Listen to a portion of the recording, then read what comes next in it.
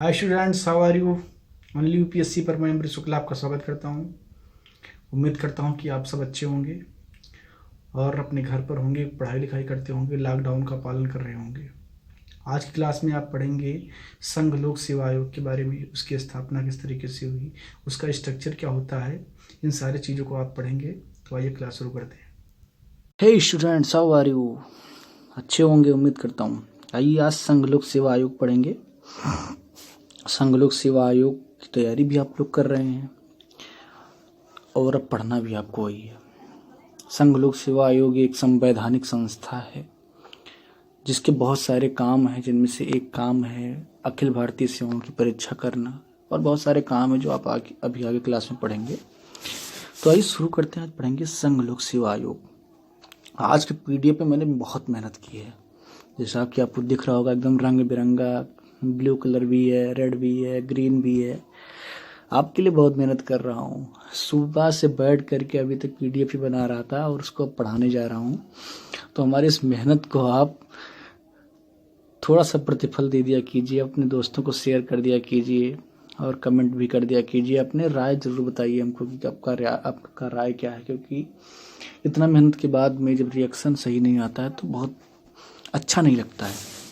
चलिए फिलहाल हम अपना काम करते रहेंगे। देखते हैं संघ लोक सेवा आयोग। संघ लोक सेवा आयोग भाग 14 में है। संविधान का जो भाग 14 है वहां पर संघ लोक सेवा आयोग के बारे में चर्चा की गई है। अनुच्छेद 315 से लेकर के 323 तक। कुछ आवाजें जो आपको इधर उधर से आती हुई सुनाई पड़ेंगी, ये इस वजह से हैं क्योंकि मेरे घर के बगल में बहुत सारे पड़ोसी हैं और सब खाली हैं कोरोना की वजह से, तो बहुत सारा बातचीत सब करते रहते हैं। तो आप उसको थोड़ा सा नज़रअंदाज करेंगे और मैं उसको नहीं रोक सकता हूँ, बस केवल आपसे गुजारिश कर सकता हूँ कि आप उसके लिए माइंड ना करें। बाकी आप ध्यान से पढ़ाई करेंगे तो आवाज़ आपको जितनी ज़रूरी उतनी आएगी। तो संघ लोक सेवा आयोग भाग 14 में वर्णित है। अनुच्छेद 315 से लेकर के 323 तक इसमें है, जिस इन पूरे अनुच्छेदों को मिला करके संघ लोक सेवा आयोग की कार्य शक्ति, उनके सदस्यों की नियुक्ति आदि के बारे में चर्चा की गई है। यहाँ पर कुछ महत्वपूर्ण चीज़ें मैं आपको समझाना चाहता हूँ, उसके लिए मैंने टर्म भी नोट किए हैं। यहाँ पर आप ध्यान से अगर देखते होंगे तो संघ लोक सेवा आयोग लिखा हुआ है, union public service commission. UPSC का फुल फॉर्म होता है यूनियन पब्लिक सर्विस कमीशन। अब मेरे दिमाग में एक सवाल बना, आज नहीं बहुत पहले बना था, आज आपको पढ़ा रहा हूं। आपके दिमाग में सवाल बना कि नहीं बना? यहां पर आपने नोटिस किया होगा कि पब्लिक शब्द लिखा हुआ है। पब्लिक पब्लिक और पीपल, यहाँ पर पीपल शब्द क्यों नहीं लिखा हुआ है? यूपीएससी में पीपल शब्द का प्रयोग नहीं है, पब्लिक शब्द का प्रयोग है। यानी कि पब्लिक का मतलब लोग होता है और पीपल का मतलब लोग होता है। अब अगर ये दोनों शब्द एक जैसे हैं या इनका एक ही मतलब है तो एक दूसरे के स्थान पर प्रयोग इनका हो सकता है, लेकिन कहीं पर भी आप यूनियन पीपुल सर्विस कमीशन लिखा हुआ नहीं देखेंगे।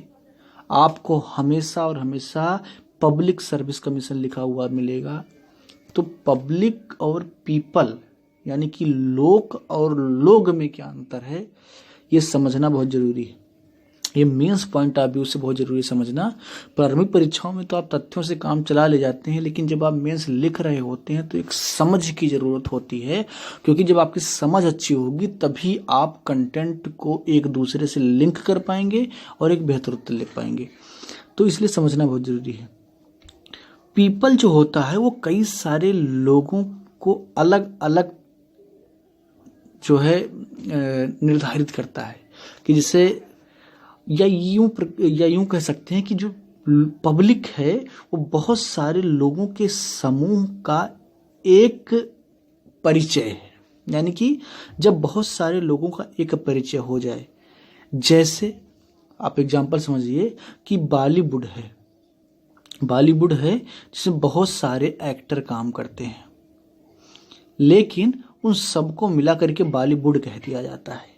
लेकिन जब उस बॉलीवुड के अंदर आप शाहरुख खान की बात करेंगे, आप सलमान खान की बात करेंगे, आप अजय देवगन की बात करेंगे, आप अक्षय कुमार की बात करेंगे, आप तापसी पन्नू और आलिया भट्ट की बात करेंगे। तो जब ये अलग अलग लोगों की आप बात करेंगे तो ये पीपल हो जाएंगे, और जब एक समुचित पूरी बात होगी तो पब्लिक होगी। तो ये अंतर है, इसको बताना जरूरी था, इसलिए मैंने यहाँ पर क्लियर कर दिया। बहुत छोटी छोटी बातों पर मैं ध्यान देता रहता हूँ ताकि आपकी समझ विकसित हो। अगर अंडरस्टैंडिंग अच्छी हो गई तो मेंस लिखना बहुत आसान हो जाएगा। 2014 में जो IAS के टॉपर थे हिंदी माध्यम के निशांत जैन, उनसे अक्सर मैंने सुना है कि UPSC ऐसे लोगों को चाहती है जो बहुत ही कॉमन सोच वाले हों, उनको हर छोटी सी छोटी बात पता हो। वही बंदा, वही व्यक्ति UPSC क्रैक कर सकता है। तो इसलिए मैं बहुत छोटी छोटी बातों पर आपका ध्यान आकर्षित करता रहता हूँ। ये आपका ड्रीम है जहाँ पर आप जाना चाहते हैं। ये लोक सेवा आयोग भवन है जहाँ से बहुत सारी चीज़ें जो हैं निर्धारित होती हैं, जिससे किसी का सपना पूरा होता है। ये संघ लोक सेवा आयोग भवन है। इसका पिक भी मैंने रखा है, PDF में बड़ी मेहनत की। चलिए आगे शुरू करते पढ़ना। अब इसकी संरचना कैसी है देखते हैं। स्ट्रक्चर, एक अध्यक्ष के साथ कुछ सदस्य होते हैं, यानी कि इसका एक अध्यक्ष होता है। UPSC जो संघ लोक सेवा आयोग है उसका एक अध्यक्ष होता है और कुछ सदस्य होते हैं जिनको राष्ट्रपति नियुक्त करते हैं। संविधान में सदस्यों की संख्या, योग्यता आदि का वर्णन नहीं है। ये जब UPSC सवाल पूछती तो ऐसे ही स्टेटमेंट को बीच में डाल देती और आप कंफ्यूज हो जाते हैं। तो संविधान में सदस्यों की संख्या और योग्यता आदि का वर्णन नहीं है, यानी कि लोक सेवा आयोग में जो सदस्य होंगे उनकी योग्यता क्या होगी और उनकी संख्या कितनी होगी, इस बात का वर्णन नहीं किया गया है संविधान में। यह राष्ट्रपति के विचार पर छोड़ दिया गया है। हालांकि सदस्य संख्या 9 या 11 रहती है एवं 10 वर्षों तक केंद्र या राज्य सरकार में कार्य किए हुए व्यक्ति को ही नियुक्त किया जाता है। ये जो बाद में बात लिखी हुई है ये ट्रेंड की बात लिखी हुई है, यानी कि संविधान में कोई संख्या निर्धारित नहीं है, लेकिन जो व्यवस्था चली आ रही है उसमें 9 या 11 सदस्य होते हैं एक समय पर, और 10 वर्षों तक जो अधिकारी किसी केंद्र सरकार या राज्य सरकार में काम किया होता है उसको आयोग के अध्यक्ष सदस्य के रूप में राष्ट्रपति नियुक्त करता है। अब देखते हैं पदास्थिति के बारे में कि पद की स्थिति क्या होती है। आयोग के अध्यक्ष व सदस्य पद धारण करने की तारीख से 6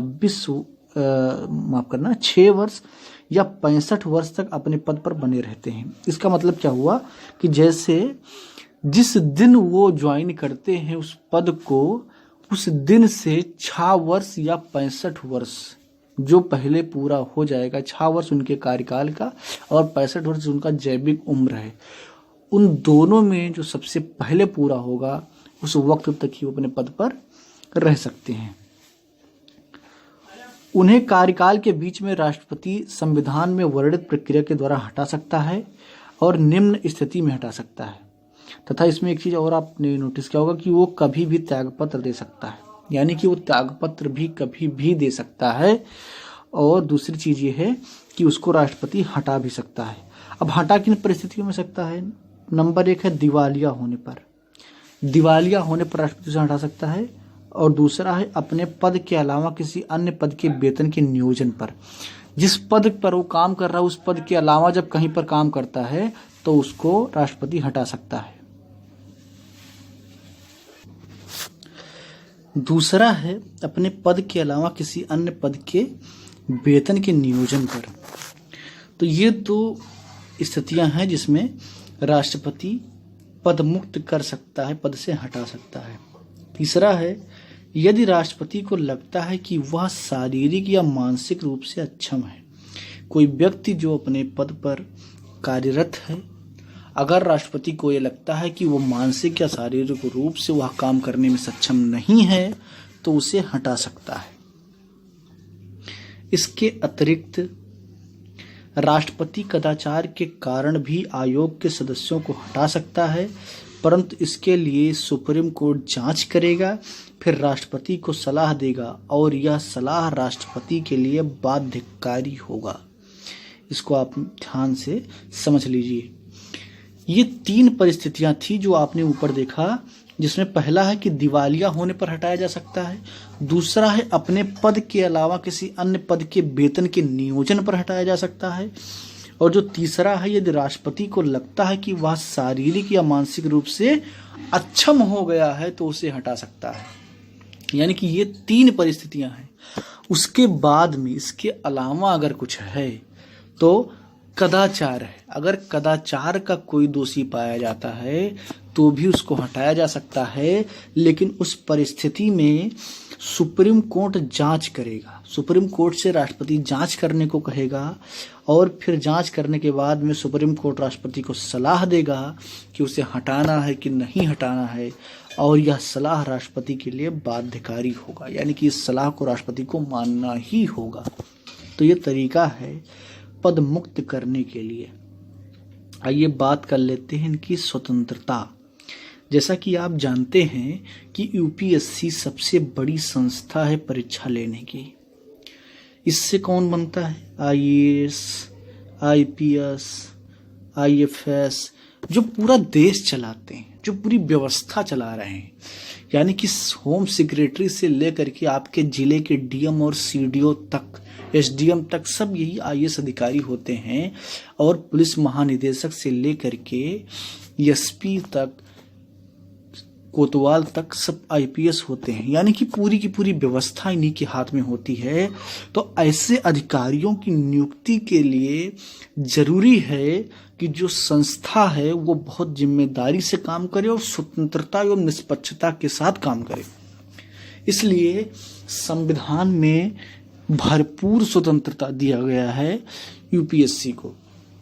और हमारे देश में एक कहावत भी है कि लोक सेवा आयोग को छोड़ करके बाकी सभी संस्थाओं में अच्छी खासी राजनीतिक बेईमानी कराई जाती है। ये बात कितनी सही है ये अलग विवाद है, लेकिन कम से कम लोग कहते ही हैं। आइए देखते हैं। आयोग निष्पक्ष एवं स्वतंत्र रूप से कार्य कर सकता है क्योंकि उसे सिर्फ संवैधानिक तरीके से हटाया जा सकता है। आयोग के सदस्यों की सेवा शर्तें भले ही राष्ट्रपति तय करता है, परंतु एक बार नियुक्त करने के बाद इसमें अलाभकारी परिवर्तन नहीं किया जा सकता है। सदस्यों के वेतन भत्ते संचित निधि पर भारी होते हैं, यानी कि संचित निधि के द्वारा उनको दिया जाता है। आयोग के सदस्य दोबारा नियुक्त नहीं होते हैं। मैं कोशिश ये करता हूँ कि चूंकि पीडीएफ बनाने में बड़ी मेहनत होती है, तो वाक्यों को छोटा करके लिखने की मैं कोशिश करता हूं ताकि बहुत सारी चीजें एक साथ आपको मिल जाएं और मेहनत थोड़ा कम करना पड़े। इसको मैं समझाता हूं आपको। आयोग के सदस्यों की सेवा शर्त भले ही राष्ट्रपति तय करता है, परंतु उन्हें हटा वो केवल संवैधानिक तरीके से सकता है।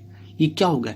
ये एक प्रकार की सिक्योरिटी है कि जो काम कर रहा है उसको पता है कि अगर मैंने कोई बड़ी गलती नहीं, कोई असंवैधानिक कार्य नहीं किया, तो राष्ट्रपति या कोई नेता प्रेशर बना करके, भाई राष्ट्रपति किसके इशारे पर काम करता है? कैबिनेट कौन होता है? नेता होते हैं। तो वो इस बात से स्वतंत्र होता है कि उससे किसी राजनीतिक दबाव में हटाया जा सकता है। दूसरी चीज ये है कि उसके जो वेतन और भत्ते होते हैं वो संचित निधि पर भारी होते हैं, और जो संचित निधि पर भारित वेतन होता है उस पर सदन में कोई मतदान नहीं होता, यानी कि वो भी राजनीति से परे होता है। तो ये दूसरा सिक्योरिटी हो गया। और तीसरी बात यह है कि वो दोबारा नियुक्त नहीं होते हैं, और यह भी एक प्रकार का सिक्योरिटी ही है। जैसे मान लीजिए कोई व्यक्ति अपने पद से हटाया गया और उसके बाद भी अगर वो नियुक्त हो सकता है, तो उसके बीच में, उस ड्यूरेशन के बीच में उस व्यक्ति के निष्ठा पर सवाल उठ सकते हैं। इसीलिए यूपीएससी में दोबारा कोई नियुक्त नहीं होता है सदस्य के लिए या अध्यक्ष के लिए। अब इनके कार्य क्या है वो देखते हैं। पहला कार्य इनका जो है आप सब लोग जानते हैं, अखिल भारतीय सेवा। अखिल भारतीय सेवा कौन कौन सी है भारत में? आप कमेंट करके बताइए, और जो नहीं जानते हो सुन लें। आईएएस, आईपीएस और आईएफएस। ये आईएफएस इंडियन फॉरेस्ट सर्विस है, इंडियन फॉरेन सर्विस नहीं है, इंडियन फॉरेस्ट सर्विस है। IAS Indian administrative service, IPS Indian police service और इंडियन फॉरेस्ट सर्विस। ये 3 प्रकार की सेवाएं अखिल भारतीय सेवाएं हैं। बाकी जितनी भी सेवाएं हैं वो अखिल भारतीय नहीं हैं। अखिल भारतीय सेवाओं के बारे में मैंने आपको पहले बताया है, समझाया है। तो ये 3 सेवाएं जो हैं वो अखिल भारतीय सेवाएं हैं। कई विद्यार्थी हमसे कमेंट में कह रहे थे कि उनको शुरुआत से क्लास पढ़नी है। मैं कई बार आपको बता चुका हूं कि आप हमारे चैनल के प्लेलिस्ट में जाइए, आपको सारा का सारा वीडियो वहां पर पड़ा हुआ मिल जाएगा। और अगर आप चैनल पर नहीं जाना चाहते हैं तो आप हमारे वेबसाइट www.onlyupsc.in पर जा सकते हैं। वहां पर भी आपको सारे वीडियोज एज इट इज मिल जाएंगे। आगे देखते हैं। दूसरा इनका क्या है, केंद्रीय सेवा एवं केंद्र शासित प्रदेश क्षेत्र के लोक सेवकों की नियुक्ति के लिए परीक्षाओं का आयोजन कराता है। बहुत सारी केंद्रीय सेवाओं के लिए, जैसे कि आपका उसका पेपर होता है CRPF, CISF वगैरह का जो एक पेपर होता है, उसको भी कौन करवाता है? CAPF जिसे कहा जाता है, याद आ गया। CAPF का पेपर भी कौन करवाता है? UPSC करवाती है। इसके अलावा NDA, national defence academy, CDS का पेपर भी UPSC करवाता है। तो ये सब क्या केंद्रीय सेवा के रूप में आती है। तो केंद्रीय सेवा एवं केंद्र शासित प्रदेश क्षेत्र के लोक सेवकों की नियुक्ति, यानी कि ऐसे प्रदेश जो केंद्र शासित हैं, जैसे कि अंडमान है, दादर नगर हवेली है, लक्षद्वीप है, तो इन सब के लिए जो लोक सेवक होते हैं उनकी नियुक्ति का परीक्षा कौन करवाता है? UPSC करवाती है। आगे देखते हैं इनका काम क्या है। 2 या 2 से अधिक राज्यों के अनुरोध पर किसी ऐसी सेवा के लिए जिसमें विशेष अर्हता अनिवार्य हो, उसके लिए संयुक्त भर्ती परीक्षा का आयोजन व प्रवर्तन में सहायता करता है। इसका आसान भाषा में मतलब क्या होता है? इसका आसान भाषा में मतलब ये हुआ कि अगर 2 या 2 से अधिक राज्य रिकमेंड करें कि किसी राज्य में या किसी विशेष परीक्षा के लिए किसी विशेष अर्हता वाले अभ्यर्थियों की आवश्यकता है, तो ऐसे परिस्थिति में जो UPSC है वो परीक्षा का संयुक्त परीक्षा का आयोजन करवाएगी और उसके प्रवर्तन का काम भी कर सकती है। तो ये इनका दूसरा काम हो गया। तीसरा काम क्या है? राज्यपाल के अनुरोध पर राष्ट्रपति की स्वीकृति के उपरांत सभी या किन्हीं मामलों पर राज्यों को सलाह देना। यानी कि अगर राज्यपाल राष्ट्रपति से कहता है कि आप संघ लोक सेवा आयोग को यह कहिए कि वो राज्य को सलाह दे, तो राष्ट्रपति के अप्रूवल के बाद में UPSC सभी मामले या किन्हीं मामले, इसका मतलब ये हुआ कि जिस मामले में भी सलाह मांगी जाएगी UPSC सलाह देगी। अगला काम क्या है? आयोग के सभी निजी मामलों पर कार्रवाई करता है। निजी मामले यानी कि जो लोग UPSC क्लियर करते हैं, यानी कि उसके अधीन जो बहुत सारी जॉब है जिसको UPSC के द्वारा दिया जाता है, उनमें पदों को लेकर के नियम बनाना, कैडर को लेकर के नियम बनाना या बहुत सारे सुझाव सरकार को देना, ये सारे काम भी UPSC करती है। तो ये हो गए इनके काम। आगे देखते हैं अन्य महत्वपूर्ण तथ्य में क्या क्या चीजें।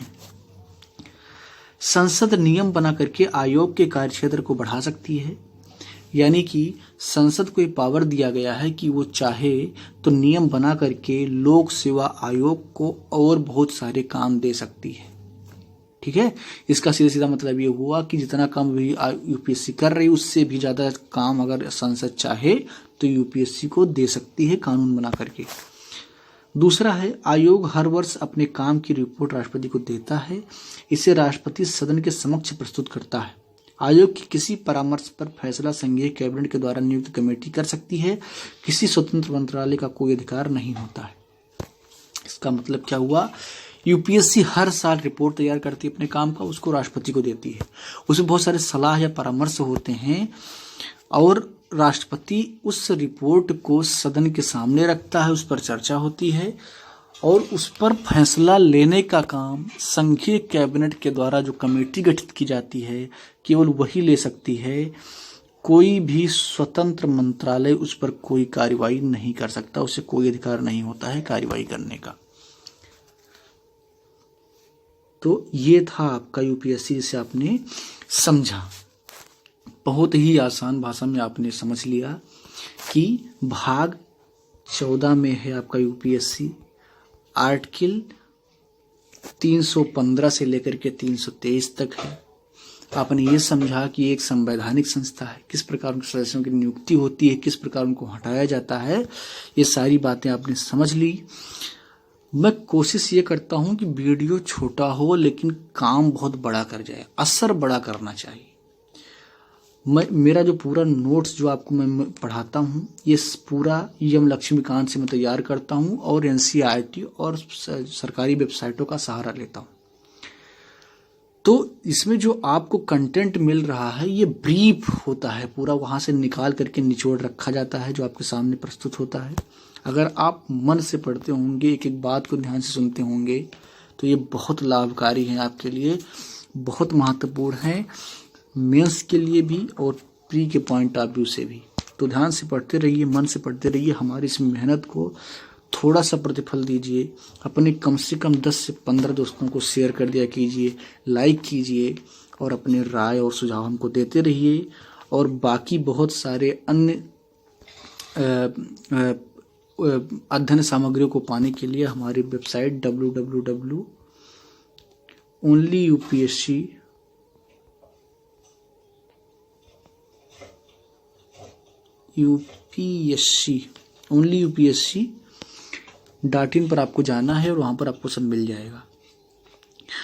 बाकी आप ओनली यूपीएससी देखते रहिए। धन्यवाद।